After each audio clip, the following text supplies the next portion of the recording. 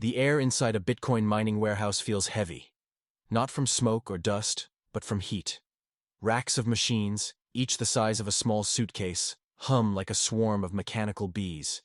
Their fans spin endlessly, sucking in air and spitting it back out in waves of warmth that could heat a small town.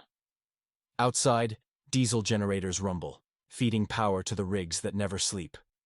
Somewhere, a miner watches the screen, praying the next block reward will offset the rising cost of energy.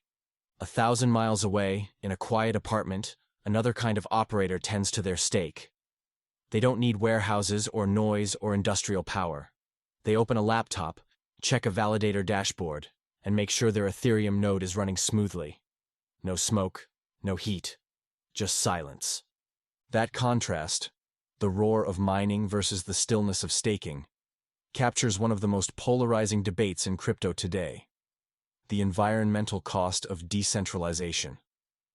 For years, the world has accused cryptocurrencies of burning through energy like there's no tomorrow. Headlines comparing Bitcoin's energy use to that of small nations have become common. But since Ethereum's historic shift to proof of stake, that narrative is changing fast. So today, we're diving deep into the real story behind the climate cost of crypto, what mining truly consumes, how staking compares, and what this means for the future of the industry and for every investor listening. The battle between proof of work and proof of stake isn't just technical. It's philosophical, economic, and increasingly political. And it might determine whether crypto's next decade is defined by innovation or regulation. Proof of work, or POW, is the original heartbeat of crypto. It's what secures Bitcoin, Litecoin, and dozens of others. Miners compete to solve cryptographic puzzles, and the first to succeed earns the right to add a new block and collect the reward. The catch: solving those puzzles takes enormous computational effort, and computational effort takes electricity. Proof of stake, or POS, turns that model on its head. Instead of burning energy, it locks up value. Validators deposit coins as collateral, their stake, and are randomly chosen to propose and confirm blocks. The system punishes bad behavior by slashing their stake, and rewards good behavior by paying out fees. It's elegant, efficient, and designed for an era that values sustainability as much as scalability. When Ethereum completed the merge in 2022, it was more than an upgrade, it was a declaration. The network's carbon footprint fell by over 99% overnight. According to the Ethereum Foundation, the switch cut global energy consumption by an estimated 0.2%, the same as taking the entire country of Chile off the grid. But does that mean proof of stake automatically wins? Not so fast. Bitcoin's defenders argue that proof of work's energy usage isn't waste, it's security. The more power protecting the network, the harder it is to attack. That brute force defense, they say, is what makes Bitcoin truly decentralized and incorruptible. Cambridge University's Bitcoin Electricity Consumption Index estimates the network now draws about 130 terawatt-hours per year, roughly the same as Sweden. Critics see that as madness. Supporters see it as resilience. Yet even many miners admit the optics aren't great. Governments are watching, regulators are asking questions. ESG-focused investors, the ones managing trillions of dollars, are already pressuring funds to disclose crypto exposure because of its perceived carbon cost. But here's where the story gets interesting. Not all mining is dirty. In fact, more than 55% of Bitcoin's global hash power now comes from renewable energy sources, according to the Bitcoin Mining Council. Hydroelectricity in Canada and Scandinavia, geothermal power in Iceland, flared gas recovery in Texas. Miners are chasing cheap and clean energy because it's economically smart. When you're competing in an industry with razor-thin margins, every cent counts. One miner described it best: "We don't just mine Bitcoin, we mine efficiency." That efficiency race has made mining one of the fastest evolving energy industries in the world. Miners in Texas are partnering with grid operators to stabilize the power network, shutting down rigs during peak demand and earning credits for doing so. In El Salvador, geothermal Bitcoin farms tap volcanic heat, turning literal Earth's fire into digital gold. But proof-of-stake advocates counter that even if mining gets greener, it's still fundamentally inefficient. Why burn energy to prove honesty when mathematics and economic incentives can do the same job? They point to Ethereum's current footprint, less than 0.002 terawatt-hours annually, 1,000 times lower than Bitcoin's. The Ethereum Foundation called the merge the single largest decarbonization event in tech history, and it's hard to argue with those numbers. Still, some critics question whether proof-of-stake sacrifices too much decentralization for sustainability. Because staking rewards tend to compound, wealthy validators can dominate the network over time. A single exchange like Lido or Coinbase could theoretically control a large percentage of staked coins. That concentration makes some uneasy. So the question becomes, which is more important? The purity of decentralization or the sustainability of innovation?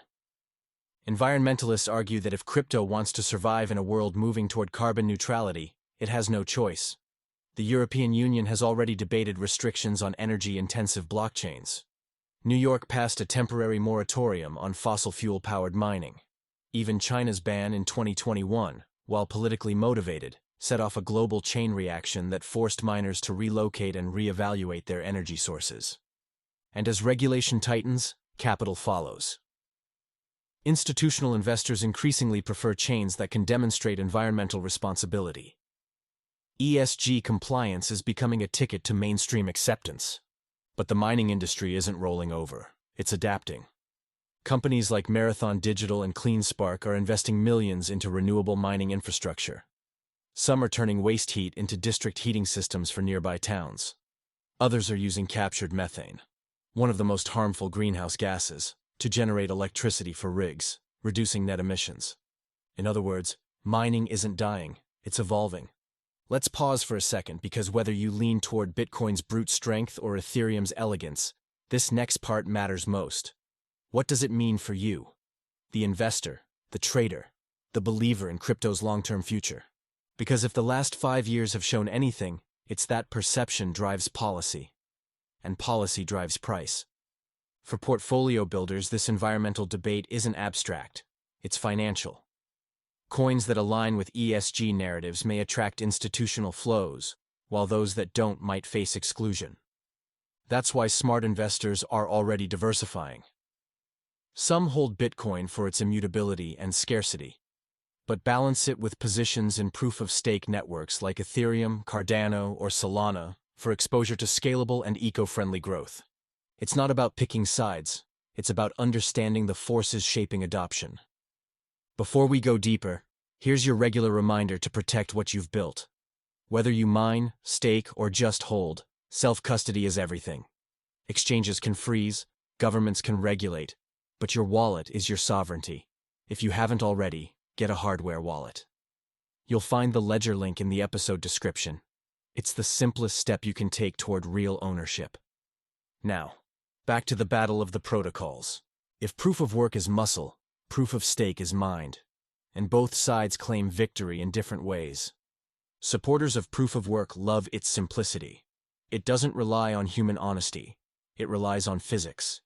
The cost of attacking Bitcoin is so astronomically high that it's effectively untouchable. As the saying goes, Bitcoin doesn't trust people, it trusts math. But the trade-off is obvious: energy. And in a world obsessed with efficiency, that cost looks increasingly out of step. Proof of stake, meanwhile, promises a future where networks scale without guilt.